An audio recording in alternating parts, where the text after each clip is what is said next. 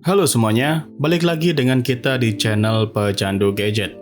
Kali ini kita bakal ngebahas salah satu HP terbaru Samsung yang menurut saya pribadi masih jadi salah satu persaingan di HP harga 5-6 jutaan, yaitu adalah Samsung Galaxy A56 5G. Ponsel ini ada di kelas menengah atas, tapi punya banyak fitur premium yang biasanya kita temuin di seri flagship. Pertanyaannya, dengan harga di kisaran 6-7 jutaan, apakah Galaxy A56 5G ini layak buat dibeli di tahun 2025? Yuk kita bongkar bareng-bareng. Oh ya, soal harga tersebut saya mengacu pada harga baru ya. Kalau harga second di angka 7 jutaan udah jelas kalah dengan flagship tahun lalu, kayak Xiaomi 14 yang udah pernah kita bahas sebelumnya. Oke, kita mulai dari desain dan build quality. Galaxy A56 5G hadir dengan bodi tipis, ringan dan juga elegan. Bagian depannya sudah dilapisi kaca Gorilla Glass Victus Plus, jadi lebih tahan goresan dan juga benturan. Frame aluminiumnya solid dan ada tekstur garis-garisnya yang ngebuat gak seberapa legend. Selain itu, HP ini udah sertifikasi IP67, artinya udah tahan air dan debu. Jadi kalian gak perlu panik kalau HP ini dipakai hujan-hujanan atau sekedar ketumpahan minuman. Dari segi tampilannya, Samsung kasih beberapa pilihan warna yang fresh dan juga modern, yang bikin HP ini cocok buat segala usia. Di sisi belakangnya, dia ada konfigurasi kamera 3 biji yang memanjang ke bawah. Menurut saya pribadi, saya sangat suka dengan desain Samsung A56 5G ini, yang kelihatan minimalis banget ketimbang device saya pribadi, yaitu Poco F7 yang punya dua kamera, tapi dengan frame kamera yang kelihatannya lumayan bongsor. Lanjut ke bagian layar, buat saya pribadi, ini salah satu nilai jual utama dari Samsung A56 5G. Samsung kasih layar Super AMOLED 6,7 inci dengan refresh rate 120Hz, smooth buat scrolling, main game, ataupun sekedar buka medsos. Ditambah lagi brightness maksimalnya bisa tembus hingga 1900 nits di bawah sinar matahari langsung, bikin layar ini tetap jelas meski dipakai di bawah sinar matahari yang terik. Selain itu, layar ini juga mendukung HDR10+, jadi buat nonton Netflix atau YouTube bakal lebih enak dipandang mata dengan warna yang hidup dan kontras yang tentunya tajam. Tapi sayangnya, di sini Samsung A56 5G masih tergolong di kategori bezel tebal dibandingkan dengan pesaing di harganya. Seperti di device Poco F7 saya, Samsung punya bezel yang sedikit lebih tebal. Tapi, kalau kita udah terbiasa pakai semua ya fine-fine aja. Tapi Samsung A56 ini udah lebih tipis dibandingkan seri pendahulunya seperti A54 dan A55. Sekarang ke bagian prosesornya. Samsung menanamkan chipset Exynos 1580 dengan fabrikasi 4 nanometer. Performanya memang bukan yang paling kencang di kelas menengah atas. Tapi untuk penggunaan harian seperti multitasking, browsing, streaming, sampai gaming menengah, ini sudah lebih dari cukup. Apalagi didukung RAM besar, ada varian 8128, 8256, sampai 12256GB. Dengan tipe internal sudah pakai UFS 3.1, jadi kalau kamu tipe pengguna yang suka buka banyak aplikasi sekaligus, nggak perlu khawatir HP ini gampang ngelak. Untuk baterainya, Galaxy A56 5G punya kapasitas standar yaitu 5000 mAh. Di atas kertas mungkin biasa aja. Tapi di penggunaan sehari-hari, baterai ini sanggup bertahan seharian penuh untuk penggunaan normal. Kalau dipakai agak intens, tetap aman sampai sore. Ya menurut saya pribadi sih, dari dulu emang Samsung softwarenya paling oke kalau soal manajemen baterainya. Nah sekarang buat ngecharge. Ada dukungan fast charging 45 watt.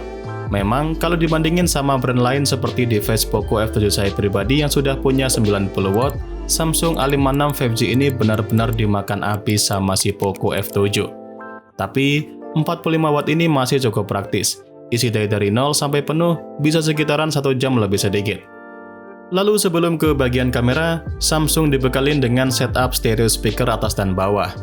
Di bagian atas, dia nyatu dengan speaker earpiece dan juga dilengkapi dengan fitur Dolby Atmos. Menurut saya pribadi, soal speaker di range harga 6 jutaan, speaker stereo emang harus wajib sih. Karena dengan adanya speaker stereo ini membuat pengalaman dengerin musik, nonton, dan untuk para pemain game jadi lebih mantap daripada speaker mono atau tunggal saja. Untuk hasil suaranya, kalian bisa cek sendiri hasilnya.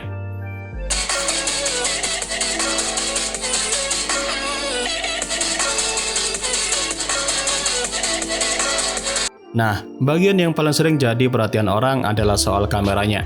Di belakang, Samsung kasih setup triple kamera, 50 megapiksel kamera utama dengan OIS, 20 megapiksel ultrawide, dan 5 megapiksel makro. Kamera utamanya bisa diandalkan banget, apalagi buat foto malam atau video karena sudah ada OIS yang bikin hasil lebih stabil. Percobaan perekaman di 1080 60 fps antara device Galaxy A56 5G dan yang kanan saya ini adalah Poco F7. Jadi lihat di sini tuh mereka punya stabilisasi yang sama-sama bagus ya, tapi entah kenapa saya merasakan kalau di Samsung A56 5G ini lebih berasa goyangannya di kamera. Untuk warna, menurut yang saya lihat dari layar HP-nya ini, Samsung A56 memang unggul banget ya soal kegonjrengan kameranya. Untuk bukaannya dynamic range, memang Samsung A56 dia lebih punya bukaan yang sedikit lebih lebar. Untuk di Poco F7 sendiri, dari segi bayangannya dia lebih pekat ya. Sedangkan di Samsung A56 dia memang kelihatan kayak dipaksa hilang gitu aja bayangannya. Makanya warnanya lebih gonjreng banget. Kamera ultrawide juga udah cukup oke buat foto landscape atau grup, meski detailnya kadang nggak setajam kamera utama. Lensa makro, ya standar lah, cocok dipakai sekali-kali. Tapi bukan highlight utama dari kamera Samsung A56 5G ini. Untuk kamera depan, ada 12 megapiksel yang cukup bagus buat selfie atau video call. Jadi ini adalah percobaan dari Samsung A56 5G kamera depan. Ya ini tuh cuma bisa di 30 fps doang tuh. Jadi nggak bisa yang smooth banget. Tapi overall untuk warna dan juga untuk saturasinya sih ini oke sih kalau menurut saya pribadi ya. Cuma kalau buat kalian yang nggak suka terlalu over saturation, mungkin kalian bakal menganggap ini terlalu over saturation gitu, ngejreng banget. Sekarang kita rangkum dulu kelebihan dari Galaxy A56 5G. Pertama, desain premium dengan build quality mantap plus IP67. Kedua, layar Super AMOLED 120Hz yang cerah dan tajam. Ini bakal bikin pengalaman visualnya nyaman banget buat mata kita. Ketiga, kamera utama 50 megapiksel dengan OIS yang kualitasnya konsisten di berbagai kondisi cahaya. Keempat, baterai cukup awet dengan fast charging 45 watt. Dan yang paling penting, Samsung kasih dukungan software jangka panjang, update OS, dan patch keamanan bisa sampai 6 tahun. Jadi, meski bukan seri flagship, umur pakai HP ini bakal panjang banget. Dari segi softwarenya, ya karena dengan adanya software update keamanan ponsel meningkat dan masih dapat backup aplikasi-aplikasi lainnya di 5-6 tahun ke depan. Tapi tidak ada ponsel sempurna. Tentu ada kekurangan yang harus dicatat.